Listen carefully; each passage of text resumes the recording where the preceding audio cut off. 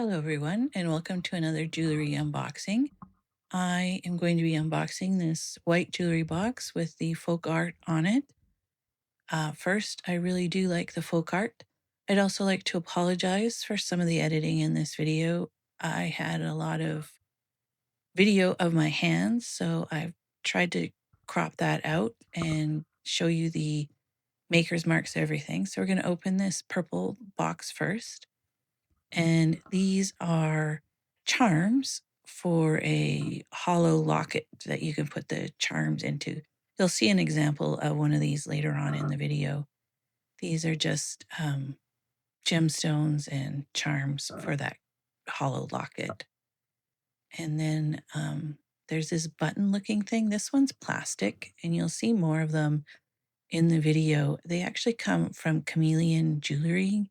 They're called gem pops, and they're for interchangeable jewelry. Now, this is a jade pendant in sterling silver, and it takes me forever to be able to get the um, hallmark for you, but it's Binder, Ster, so that should be sterling.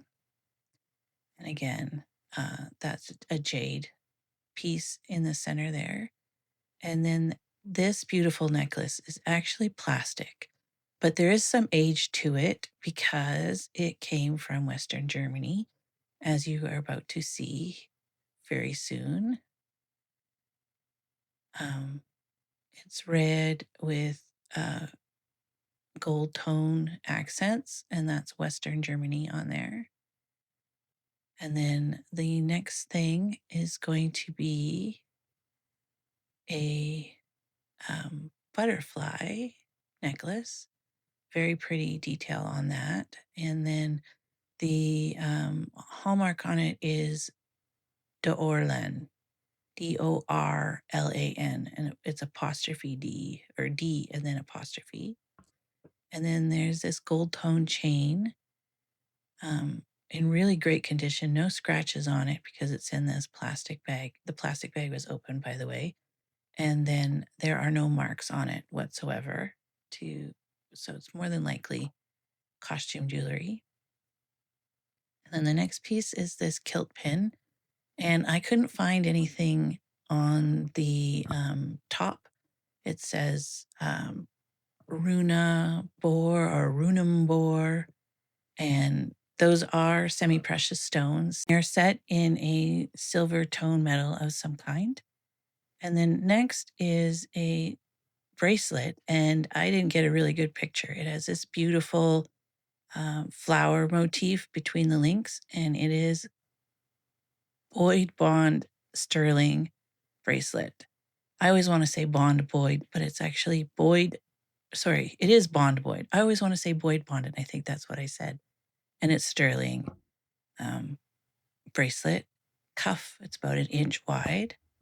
The next is this eagle carving brooch, and I was not able to determine if it is a heavily coated piece of wood or if it's all resin. It looks like it's wood, but I couldn't figure it out for sure. I'm going to have to do more research on that. But there's lots of detail, and the red eye makes it distinct. Then there's this heather gem pin, handmade from selected heather stems gathered in the Scottish Highlands and made in Scotland by Heather Gems. And it's a stick pin. And I think that's so unique that it is actually made from heather.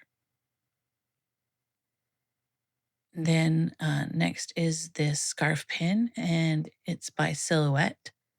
Definitely has some age. It is from Sears, and in Canada it no longer exists. And it was only $8.50, and that is a tag from a long time ago. It doesn't even have a barcode on it. So that was very cool. Now these are the Chameleon gem pops, and they go in rings and pendants and bracelets to be interchangeable. At the end, I did find all 14 that belong in this little case. They got hidden in corners and underneath things, so I only found a few. They are all marked 925, and they range in price value from $25 to $50. So they're very unique. I'd never heard of them before. And in the case, they're worth even more. So I'm hoping to get a couple $100 at least for that. Then this is definitely vintage earring caddy. It is pristine, especially on the inside. The card is still there and nothing's been written on it. So that is very cool. And then this shell is hinged, and you should be able to put a pearl or gemstone or something in there. And then these beautiful butterfly clip-on earrings. Yeah, you can see the wing. It's a double wing. There's a wing behind the one that you can see. And they are by Avon. And I hope to show you that here as we zoom in a little closer.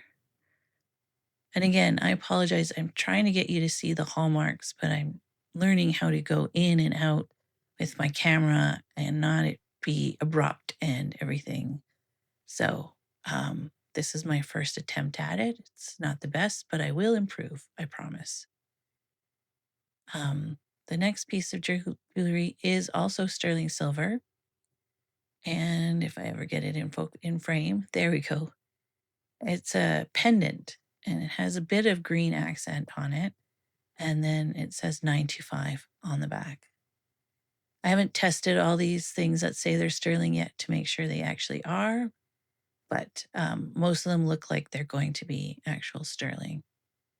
Then this piece is plastic jewelry, but again, it has some age to it. It's well made and very unique with those little orangey beads and leaves. I thought it was very pretty. Then here is the floating charms pendant. It's black enamel by South Hill. It kind of looks like Smith Hill here, but it's actually South Hill. That is the correct name. And I think it shows up here. Yeah, there we go, South Hill. And it has a bunch of winter charms in it. And then the other charms we saw at the beginning of the video would also go in this type of locket. Now, this piece is very interesting. That's a Mille Fiore, if I said that right, pendant. And then on the back are actual hallmarks, which are very unusual. It has a lion rampant, which in Great Britain is means it's sterling silver. And then there's a castle, and then there's a fancy F. The fancy F means it's foreign, and the castle means it probably went through like Edinburgh or Exeter as it came into Great Britain. And then this is a charm for an Italian bracelet. And you can replace those links in the bracelet with all these different charms. And this one's a dinosaur. And then this necklace is a little heart with clear and green gemstones, and it's engraved with a woman's name, Marge. I don't know if you can see that. I think I get a little closer. There we go, Marge. And there are no hallmarks or maker's marks on this piece. I do show you the back to show you there's nothing there. And there's nothing on the end either.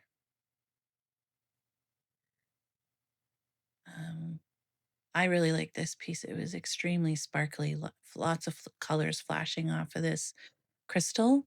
And there are no maker's marks again on this. I went over it very, very carefully after the video just to double check that there wasn't anything that I could tell you about. And there wasn't.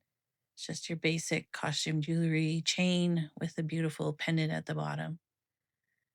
Now, this is a pretty basic brooch, leaf brooch, but yeah, the clasp is broken. I won't be able to sell that. It'll go in my discarded jewelry, and I will sell it to people who will reuse it or melt it down, that kind of thing. It is by Avon.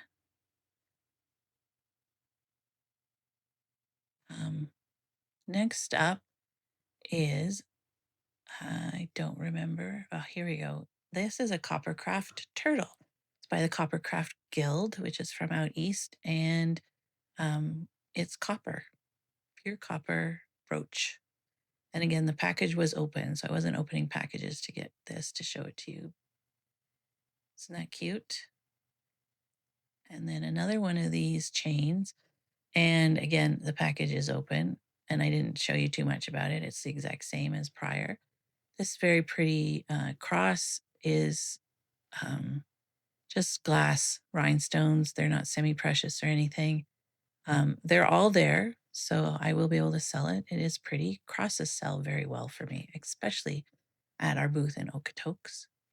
Then this tri-lobed brooch also has all of its stones. There's square ones and the round ones. They're all there.